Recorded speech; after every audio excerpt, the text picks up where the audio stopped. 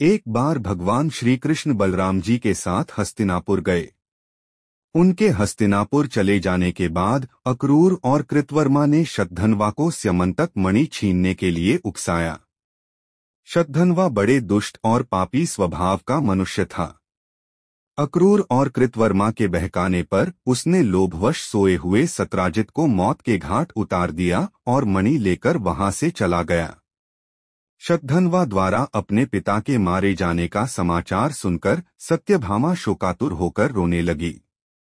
फिर भगवान श्री कृष्ण का स्मरण कर उसने यह प्रतिज्ञा की कि जब तक श्री कृष्ण शतधन्वा का वध नहीं कर देंगे वह अपने पिता का दाह संस्कार नहीं होने देगी। इसके बाद उसने हस्तिनापुर जाकर श्री कृष्ण को सारी घटना से अवगत कराया। वे उसी समय सत्यभामा और बलराम जी के साथ हस्तिनापुर से द्वारिका लौट आए। द्वारिका पहुंचकर उन्होंने शतधन्वा को बंदी बनाने का आदेश दे दिया।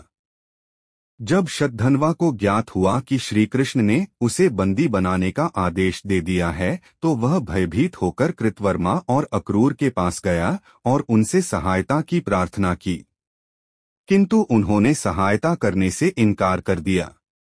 तब उसने स्यमंतक मणि अक्रूर को सौंप दी और अश्व पर सवार होकर द्वारिका से भाग निकला।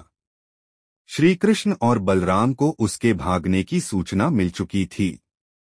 अतः उसका वध करने के लिए वे रथ पर सवार होकर उसका पीछा करने लगे। उन्हें पीछे आते देख शतधन्वा भयभीत होकर अश्व से कूद गया और पैदल ही घने वन की ओर दौड़ने लगा। तब श्री कृष्ण ने सुदर्शन चक्र से उसका मस्तक धड़ से अलग कर दिया। इस प्रकार दुष्ट शतधन्वा का वध कर उन्होंने सत्यभामा की प्रतिज्ञा पूर्ण की। शतधन्वा की मृत्यु का समाचार सुनकर कृतवर्मा और अक्रूर भयभीत होकर अपने परिवारों सहित द्वारिका से चले गए। श्री कृष्ण अक्रूर से बड़ा प्रेम करते थे।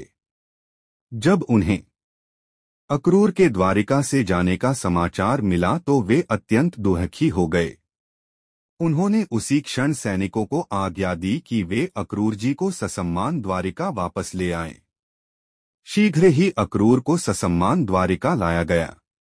उनका अतिथि सत्कार करने के बाद श्री कृष्ण प्रेम भरे स्वर में बोले, चाचा श्री, मैं पहले से ही जानता था कि शतधन्वा स्यमंतक मणि आपके पास छोड़ गया है, किंतु हमें उसकी आवश्यकता नहीं है। आप बड़े धर्मात्मा और दानी हैं, इसलिए उसे आप अपने ही पास रखें। उनकी बात सुनकर अक्रूर की आंखों से आंसू बह निकले। वे अपने अपराध की क्षमा मांगते हुए बोले, दयानिधान, आप परम दयालु और भक्त वत्सल हैं। मैं आपकी शरण में हूँ, आप मेरे अपराध को क्षमा करें। यह कहकर उन्होंने मणि उन्हें सौंप दी। तब भगवान श्री कृष्ण ने उन्हें गले से लगा लिया और वह मणि वापस उन्हें लौटा दी।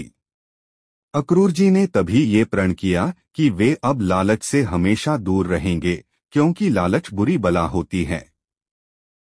अक्रूर के द्वारिका से जाने का समाचार मिला तो वे अत्यंत दुखी हो गए।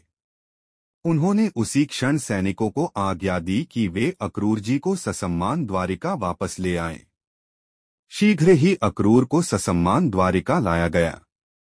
उनका अतिथि सत्कार करने के बाद श्री कृष्ण प्रेम भरे स्वर में बोले, चाचा श्री, मैं पहले से ही जानता था कि शतधन्वा स्यमंतक मणि आपके पास छोड़ गया है, किंतु हमें उसकी आवश्यकता नहीं है। आप बड़े धर्मात्मा और दानी हैं, इसलिए उसे आप अपने ही पास रखें। उनकी बात सुनकर अक्रूर की आंखों से आंसू बह निकले। वे अपने अपराध की क्षमा मांगते हुए बोले, दयानिधान, आप परम दयालु और भक्त वत्सल हैं। मैं आपकी शरण में हूँ, आप मेरे अपराध को क्षमा करें। यह कहकर उन्होंने मणि उन्हें सौंप दी। तब भगवान श्री कृष्ण ने उन्हें गले से लगा लिया और वह मणि वापस उन्हें लौटा दी। अक्रूर जी ने तभी ये प्रण किया कि वे अब लालच से हमेशा दूर रहेंगे, क्योंकि लालच बुरी बला होती है।